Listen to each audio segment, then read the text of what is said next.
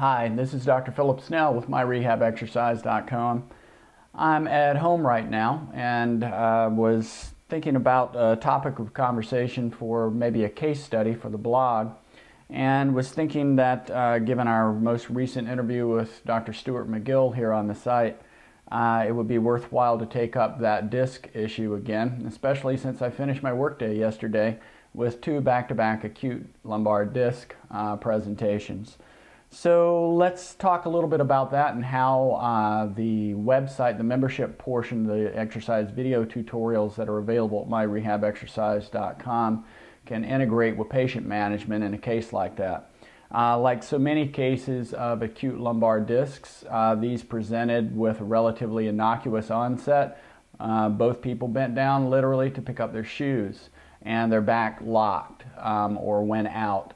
They were unable to stand for a period of time, and once they were able to make it into the office, their primary complaint was that it hurt a great deal in transitional movement, getting up out of a chair, going from a standing position down into a chair, and also rolling over, say, in bed or trying to get in and out of a car.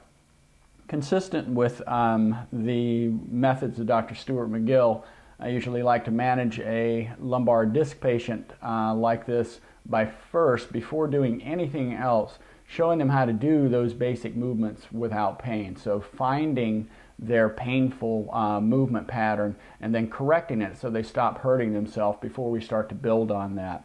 So with patients like that, I will frequently, before we do anything else, look for their lumbar hinge, and habitually they will usually have a tendency to round forward and hinge in the lumbar spine instead of hinging at the hip joint. So we'll start off with a hip hinge, and that particular video is represented here as well at myrehabexercise.com, and I can send that to the patient by email in an email link, and they can use that to review at home.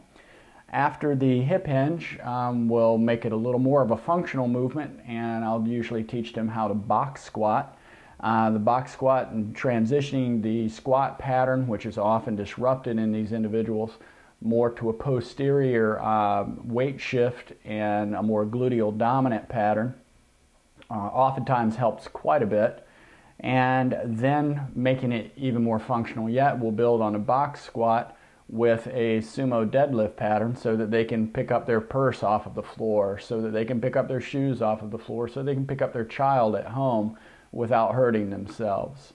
And this is a really good threesome I've found over time to help with that acute lumbar disc patient. Of course, we'll also send them home with McKenzie exercises, McKenzie extension patterns anyway, in prone and standing positions. And again, those exercises too are represented on the site at myrehabexercise.com.